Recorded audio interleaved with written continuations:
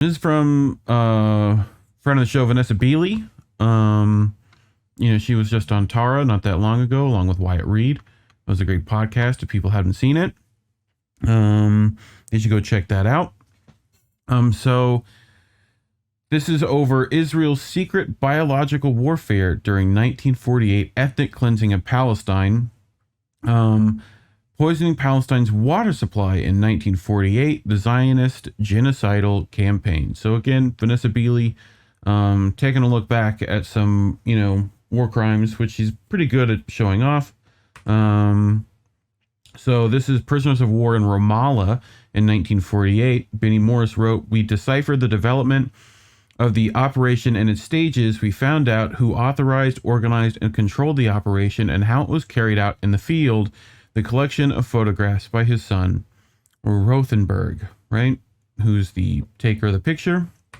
So Vanessa Beeley goes on to say that there are two articles that have recently been published in Haaretz. Also, there's tons of names in here that I'm going to completely butcher. But as they are both behind a paywall, I will share much of the information here and add some further context. So Vanessa Robin Hooding some good information for us. The first is entitled Israel's Secret Poisoning in 1948.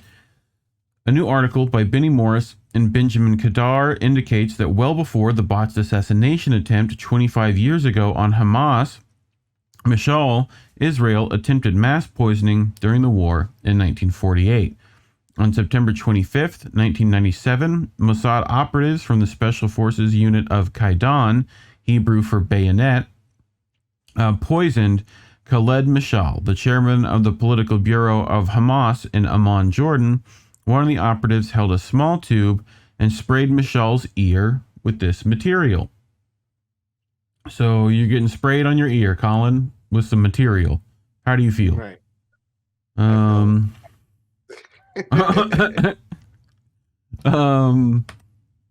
So a female doctor, accompanied by Mishka Ben David, one of Mossad's intelligence officers, was chosen for the mission in Jordan. They posed as an Israeli couple on vacation in an Amman hotel. The doctor and Ben David possessed an antidote, which would neutralize the poison if it leaked and injured the operatives by mistake. Israel kept a backup antidote at another location in Amman. The mission was a failure. Mossad operatives carrying forged Canadian passports were arrested, and 4 others found refuge in the Israeli embassy in Jordan. Jordan King's Hussein threatened to storm the embassy and to execute the operatives to placate the king. Israel agreed to release from prison Sheikh Ahmad Yassin, the founder and spiritual leader of Hamas, and to save Mishal's life, the doctor and Ben David gave one of the antidotes to a Jordanian intelligence officer who forwarded it to a Jordanian doctor. Israel saved the life of Mishal. As a result of the botched assassination attempt, Israel was forced to admit that it used poison, a form of biological warfare. Thoughts so far, Collin, on Israel's war crimes? Water is wet. Water is wet. Like, I do love the cloak and dagger of all of it in a weird way. It's very like Tom Clancy-esque. I mean, it's, again, we did not necessarily plan this way, but I just feel like there's a common thread to, well, I guess given what we do, it should be a common thread.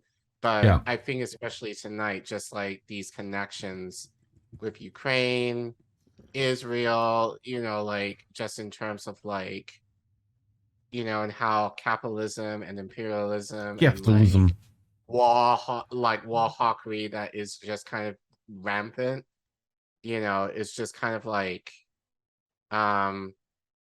human love solidarity saying all roads lead to Wall Street. Yeah, I mean, not just Wall Street, but like, corporations, big banks, like all of them, like there's that underlying thread here. So, but a matter of the elites, again, playing chicken, with each other at our expense, like, and the idea is like, like if if all shit goes awry, they'll be fine. The elites will be fine. Even our government, even among, like the people that we like, quote unquote, they'll be all right. But what about us? We don't necessarily have bunkers that we can go to, No. you know, like especially like on January 6th, people are talking about, oh, everyone was in danger. No, like in Congress, they have like secret, like underground tunnels and shit that they can hide into. Yeah. Like Like none of everywhere. them were that much in danger, The honestly. walls have Gatling guns in them, I'm sure, if Right. really needed to like deal with something. So, you know, so it's just, yeah, it's just this whole theme of colonialism, imperialism, capitalism at play, and like the main hitters are causing it, and are at cahoots at each other, supposedly, and the working class gets fucked over. Well, that Geneva Protocol, right? Written in No. 1925. You don't know that protocol? Mm, Um, I mean, it's essentially like rules of war. right. Right. Um, so they forbid the use of biological weapons. 50 years later, another international agreement was signed, the Convention of the Prohibition of the Development, Production, and Stockpiling of Bacteriological, in quotes, biological, and toxin weapons, and on their destruction, Jesus, commonly referred to as the Biological Weapons Convention. Yeah, that's a much better title. Let's just stick with that. Mm, Let's like just not use this gigantic, like, the Convention of the Prohibition of the Development. Like what? Anyway, um, however, while 183 states have ratified the treaty, Israel, together with Egypt, Somalia, Eritrea, and Comoros, have refused to join it. Right? So, yeah. So no toxic, but these people are fine with that. Israel and right. Egypt, Somalia. So like all those war crimes we were talking about Right. earlier. Um, so it is widely assumed and reported that the various poisoning materials used by the Mossad for the already published cases and few more which have remained secret were manufactured at the Israel Institute for Biological Research in Nez Ziona, 20 kilometers south of Tel Aviv. Right? So the institute, which jointly belongs to the Prime Minister's office and the Defense Ministry, was founded in 1952, replacing the Army's Scientific Corps. Its first director was Alexander Keenan. Right? So this unit is now implicated in the use of biological warfare during the Nakba in 1948, the British-assisted Zionist ethnic cleansing of Palestine. Two historians, Benny Morris, professor emeritus at Ben Gurion University in Beersheba, and Professor Emeritus Benjamin Zaiv Kedar of the Hebrew University in Jerusalem, have written Cast Thy Bread, Israel's Biological Warfare During the 1948 War, published by Middle Eastern Studies. According to Hertz, the article was researched and published against the wishes of the Israeli security establishment, which has consistently blocked historical documents that attest to war crimes against Palestinians, including prisoner executions, torture, ethnic cleansing, destruction of villages, and apartheid. The article is based on original documents stored in the Israel State Archive and other related archives. The following is from the abstract of the article by Morris and Kedar. The article describes Israel's bacteriological warfare campaign during the First Arab-Israeli War of 1948. Over the decades following that war, rumors circulated that Israel had used bacteria alongside conventional weaponry in its battle against Palestine's Arabs and the surrounding Arab states. The declassification of files in the Israel's military archives, our discovery of a crucial letter in private hands, and the publication of a handful of memoirs relating to 1948 have enabled us to bridge the divide between rumor and fact. To explain the campaign's origins to reconstructed stages beginning in April 1948, to identify who was involved, including Israel's Prime Minister David Ben-Gurion and the Israel's Army's de facto Chief of General Staff Yigael Yadin, as well as leading Israeli scientists and who actively opposed it. So, the code name for the operation was Cast Thy Bread, taken from a verse in the book of Ecclesiastes 11:1. According to the research, scientists from the Scientific Corps, in collaboration with the military units, were involved in a systematic campaign to poison water wells with typhoid bacteria to effectively ethnically cleanse the Palestinian population and to frighten them into abandoning their land.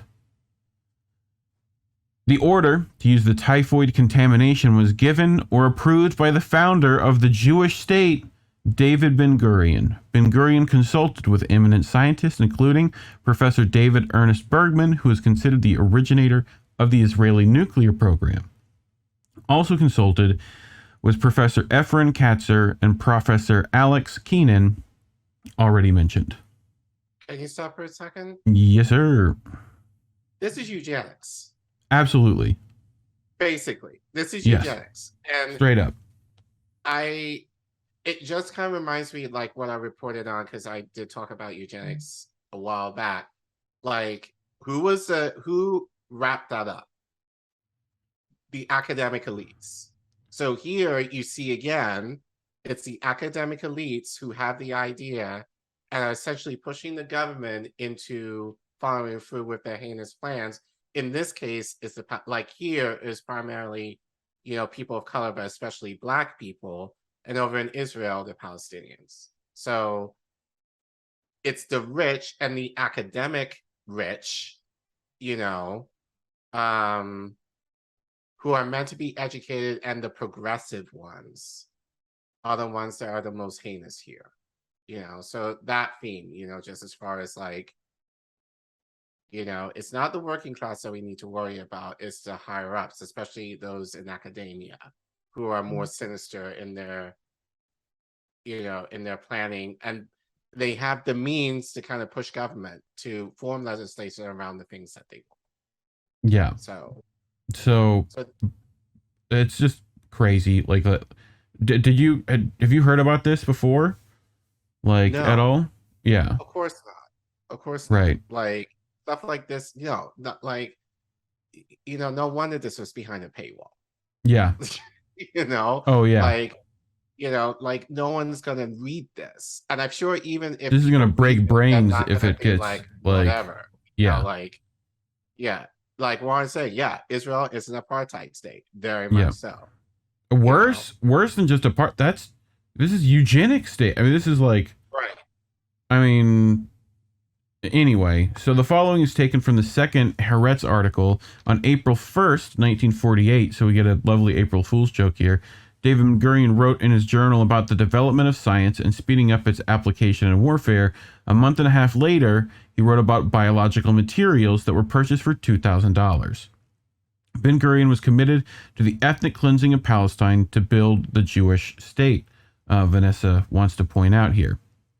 So, on July 12th, 1937, Ben-Gurion wrote in his diary explaining the benefits of the compulsory population transfer, which is proposed by the British Peel Commission. So, in that diary, the compulsory transfer of the Palestinian Arabs from the valley of the proposed Jewish state could give us something which we never had, even when we stood on our own during the days of the first and second temples. We are given an opportunity which we never dared to dream of in our wildest imaginings. This is more than a state, government, and sovereignty. This is national consolidation in a free homeland. With compulsory transfer, we would have a vast area for settlement. I support compulsory transfer. I don't see anything immoral in it.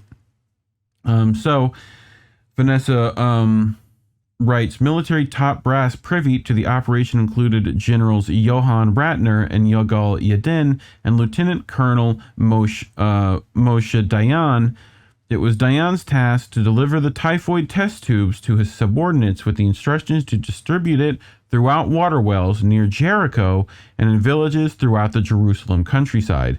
It was worth pointing out that the Jordanian army was also deployed in these areas.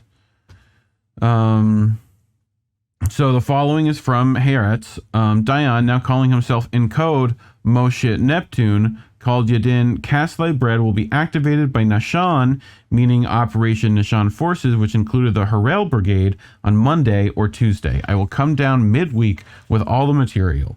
Yadin instructed senior IDF commanders there is an immediate need to appoint in your HQ a special officer for cast thy bread matters. The matter is of utmost importance and must be kept in great secrecy by you. In another cable, Yadin writes, place in the wells material of the cast thy bread type, and another cable is their authorization to use B, the Hebrew letter bet, in the areas that will be evacuated by us, i.e. Israel. Moshe Dayan addressing the Technion, the Israel's Institute of Technology, Haifa, in 1969, Jewish villages were built in the place of Arab villages. You do not even know the names of these Arab villages, and I do not blame you because geography books no longer exist.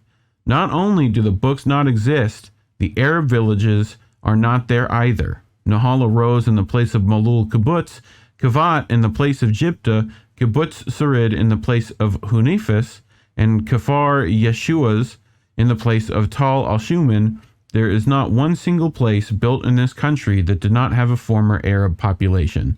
It is worth mentioning that Ilan Papa, the historian and author of The Ethnic Cleansing of Palestine, has referred to this operation even prior to the recent revelations and was pilloried by the Zionist lobby for his claims. So, would you like to hear Ilan doing that? Sure. Okay. That it imposed on itself. The Israeli troops poisoned the water of Acre, in order to make the city surrender. And the Red Cross reported this to the United Nations.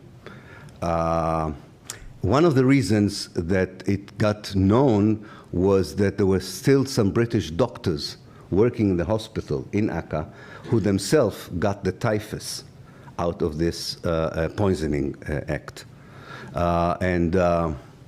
Israel apologized and so on, but and this, by the way, again, happened before the 15th of May. It's very interesting, in the 1990s, an Israeli reporter interviewed the two Israeli troops, soldiers, who injected the typhus into the water. I don't know if anybody of you have been in Acre. Acre's water supply comes from an aqueduct, a Roman aqueduct, which is still there. It was the main supply. So the water goes into the old city in the open. So you can easily poison it. And two soldiers, apparently, who felt very bad about it many, many years later, after I wrote it in my book, gave an interview to Yediot Achronot, which is an Israeli daily, and admitted that they were the ones who put the poison. And I think that was, for me, a moment of epiphany, only in the sense that it didn't shock anyone in Israel. I mean, nobody denied it, nobody said anything about it. Said, okay, so you poisoned some people, and so what? That also explained to me this sense of commitment that I felt when I wrote my books on 48, and why my colleagues didn't have a similar sense of commitment. Namely, they didn't think there was something terribly wrong with poisoning the water of a city. For me, I don't know how you feel about it, but for me it's a horrific crime. Horrible. It's a horrible thing to do, even in war. It was a war. In war, you don't poison people's...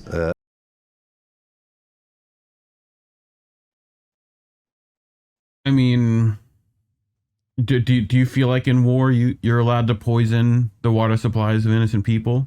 I mean, I know your answer. I mean, we do that here.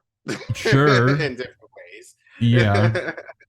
I hope we don't do that deliberately, like the case is here. But which is way worser. way worser. no, I mean, this is active poisoning, but you know, again, you could still argue we could do that here. But you know, like I don't know. Like, um, is that the end of your article or? No, it goes on a little bit. Okay, I wanted to make a point, but I'll talk about it at the end. Okay. So, local left-leaning commanders at the Southern Front refused to participate in the biological warfare. The article by Morris and Kadar also sheds light on a few more cases in which Israeli soldiers were sent with the poison to Accra so not the only place that this was done at. Right? They had more. Right. So they were going to poison Accra and the Galilee village of Illabun. According to British Arab and Red Cross documents, dozens of local residents of Accra were poisoned and became severely ill. An unknown number of them died. Unknown number. Well, why would they care? Right. Like, like they're getting rid of the people they want to get rid of. So who cares? They're not going to track that. They just want them to go. Yeah. So, So the operation initially focused on the area between Jerusalem and Tel Aviv and later expanded to Accra in the north and Gaza in the south. The evidence indicates that it later included, either in planning or in effect, other communities such as Jericho, Beersheba, Ilabun, Bedu, Beit Sarik, Beit Mashir, and Hartuv. After the Jews were evacuated, the possibility of adding targets outside of Israel, such as Cairo and Beirut, were also proposed, but nothing came of it. The idea behind that was to hinder the Arab army's advance. Egypt and Jordan, they mean. So, in May 1948, two Haganah soldiers posed as Arabs and entered Gaza with the intention of poisoning the water sources. They were arrested and sentenced to death by an Egyptian military court. Morris found dramatic evidence about the operation in the archives of Kibbutz Nan and testimony provided in 1988 by a kibbutz member. The archaeologist Shamira Gutman was also a Pommel commander and senior IDF intelligence officer. Gutman told of how General Johanna Ratner, the senior commander whom Ben Gurion tagged to head the operation, informed him about sending two people to the Egyptian border to do this job concerning wells. The two were David Mizrahi, and Ezra Horan, Afghan, who set out the mission in Gaza on May 22nd, 1948, were caught and tried in an Egyptian military court for poisoning wells with bacteria and later executed. So, Gutman recounts that he vehemently opposed the operation on moral grounds and also warned that poisoning the water could harm Jews as well. Look, right. We may also... Yes. Look, we may also conquer this area tomorrow and drink from this water, and our army will also be sick with typhus or dysentery, he told Ratner. Yeah, pause right there. Yeah. Like it's kind of like this is almost like a cartoon in a sense. Like you have an idea that will kind of knock off the enemy, but in doing so, that could potentially hurt you too. Like why the idea of putting like a poisonous toxin in the water supply? Like, I mean, given like the time, like it was in the 1940s, so I'm sure like, they didn't necessarily have the technology to actually do something like, chemical or whatever else in the way that they can do it now. But, but it's still the idea, like, didn't they think of this? Like, well, I mean, they probably thought that they could deal with the typhus, right? If they needed to, like, clean the water in some way before drinking it. You probably could boil out the typhus until bacterial was dealt with,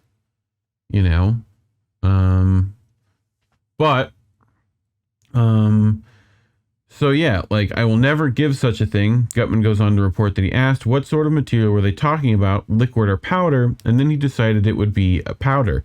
He also notes that the two were caught red-handed. Another testimony located by Morris and Kadar was hidden in an interview given by former ambassador Asher Ben Natan to historian Nerman in 2008. Ben Natan described another phase of the operation, an attempt to poison wells in Cairo. In the summer of 1948, Ben Natan was in Paris as part of his position in operational intelligence. Intelligence officer Benjamin Ghibli met him there and gave him a capsule to be used for poisoning wells in Cairo. But the plan was scrapped and said, I was left with the poison capsule, and in the end, I destroyed it in the sewer, Morris said. Sadar was found evidence of this in the IDF archives in a document from September 1948, in which Yadon writes, "Please call soon in regard to activation of Cast Thy Bread Abroad." So, the document shows that Ben Gurion was at the top of the pyramid. Below him was Yadin, who oversaw the military side of the operation. I should show people the thing, huh?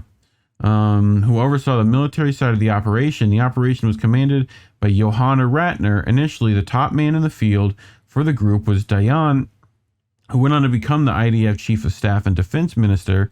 The documents indicate that Dayan served as the smuggler who conveyed the bacteria from the Science Corps to different points throughout the country. David Sheltiel, commander of the Estonia Brigade,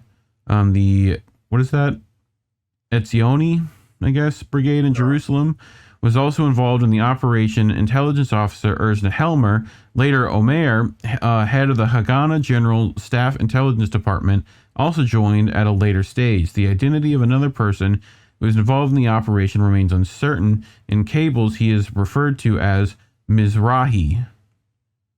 Right?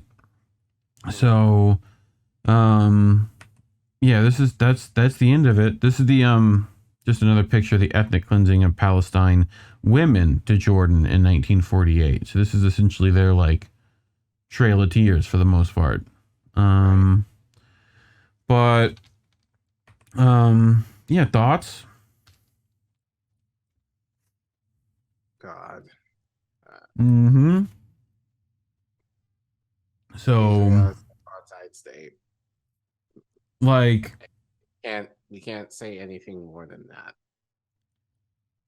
I mean, I don't understand why. Well, I can, but I don't understand why this hasn't been massively reported. This was old news. Right, but the effects of this is not going to be short term. That's still feeling the effects now. Probably not directly like this, but this is just a part of the the plan in terms of essentially eliminating Palestinians from the Israeli occupation, essentially. And so honestly, and I made this connection earlier while you were speaking, because I put up a tweet. I actually wanted to kind of talk about this in my rant, but I didn't. I'm not talking about this now. Palestinians are owed reparations, man. I said in a tweet in a week that I think is getting a good response, but of course there are going to be some haters in it. I basically said that if you are a socialist, then you should be for Black people getting reparations. And I think most people get the understanding of where I was coming from. I do want to clarify that a little bit more. First of all, I will say, and I said this last week, and I say this again, I am not an expert of reparations. I'm actually hoping that we can put together a stream where we're able to talk about that more with, independent audiences. I'm hoping to get RBN, to collaborate with them to kind of work that out. But, the idea behind reparations, and again, to what Kwame was saying earlier, and I guess and part of the tenets of socialism, if you are a socialist, is the idea of who's getting the power. Is it going to be a certain few or everybody?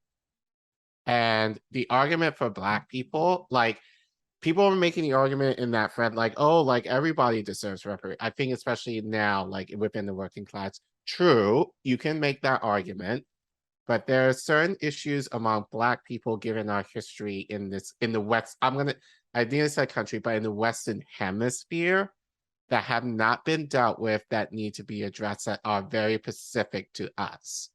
So yeah, I'm all for everybody getting something, as far as being thinking in terms of a socialist, to be taking power away from you know, the few essentially to have a more of an equitable system. But you can also make the argument that in terms of Black people, you know, if you're white and you've gone through shit, and like I know plenty of you have, you know, like white people own shit in this country as a race. Black people have the double whammy of being considered a low-class citizen and our race, that we're kind of on the bottom of the totem pole in this country in particular. So our situation is unique, is that we have to deal with both, you know, in order to make something of ourselves. So I say all of that to say that, you know, if you're for people controlling the rights of production, that includes for Black people, because Black people don't own anything here, that it should be more equal. But I think talking about things that are specific to us, that was owed to us, that was promised to us, that we never received.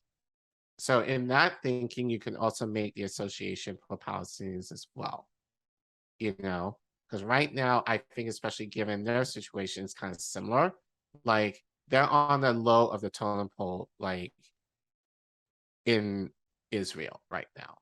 And so given what they've gone through, and this is why I think especially as Black people, we need to be more in solidarity with Palestinians, that we should be making that call, you know, in solidarity with them, you know, as well. So I say that if you are socialist, then you should be for these things. Yes, you know, like we obviously want it for everybody, but I think especially in these cases, there are specific issues given history for Black people as well as Palestinians that also need to be addressed, that need to be atoned for. So that's why I meant in that tweet, you know, to unpack that a little bit more. But yeah, I just wanted to clarify that, but I made the connection that, yeah, like they're deserving of that. You know, not just Palestinians and not even just Black people, like Native Americans too. You know, you can make your case for everybody, but for many people, but you know, the need is there. So, you know, as our friend DJ Joe Nice says, internationalize the struggle, because we're all struggling in a lot of ways the same way. You know, I don't think we talk about it enough just due to media or whatever, Yeah. especially with a story like this, you know, like this should be talked about a lot more. Like we talk, like you said, we talk about like the Trail of Tears. This is essentially the Palestinians version of the Trail of Tears. This should be a part of history that should be talked about. Yep. And it's not. So I've never heard anyone in relation to this, to like Israel's apartheid, that they poisoned the water supply of like, right. like that should be one of your first stories you go to. And gladly, Vanessa Beeley, you know, told us this story, and I appreciate it. Yeah, so really this should, again, like, and we're, you know, and I said this to Reef, you know, all the time, you know, but like, and Indy as well, and given that we're approaching our year anniversary, you know, like, I didn't ask to be on INN News. I didn't, like, Reef asked me to do it, and I gave every excuse not to do it. You know, he coaxed me to do it. I'm glad, you know, he's made me do it, because the things that I've been able to learn in just this 1 year, in terms of obviously talking about the stuff that everybody talks about, but talking about more stories like this that we don't hear about, that we don't talk about, even in independent media, I think has definitely evolved me in even more in terms of how I think, in terms of how our world works. But I think also in terms of how I kind of identify myself, and kind of thinking about how I want to act in terms of the response I should have in terms to certain things. So again, as I said, I can make the case for Palestinians now, given this story, due to the fact that as a Black person, they did similar shit to us here. This story, again, is nothing more than eugenics Palestinian version, Yes. you know? Yeah. So, and again, I mean, they this learn should from the be best. So, right. And the fact that Israel, kind of heads our police state. So it's all connected, in terms of all of that. So, well, to give the viewers insight and stories that I pick, I try to find stuff that would be bigger stories. I do a stream every Sunday night with Indie Left called How Do We Miss That, where we try to cover stories that people haven't covered. I try to cover the stories that people should cover or would have covered. You know what I mean? right. That should be bigger stories. So, stuff that just pops out on the screen to you. It's like, oh, yeah, that should be the thing. So, yeah, I mean, this was, I had never heard it, and it just really solidifies my thoughts on the way Israel and Mossad and all that stuff works. Right, but I think, again, going back to the Justice Democrats, they called this, A long time ago, yes. They called this stuff, not for this, but I think just overall, just an idea of who Israel really is. Yeah. And the fact, again, that it's just like the people that we trusted, that we gave money to, that promised to be better, are complicit and are doing the same shit that their corporate colleagues are doing. Well, I'll remind people that Vanessa Beeley was on Tara Reid's podcast not that long ago. People should go check that out.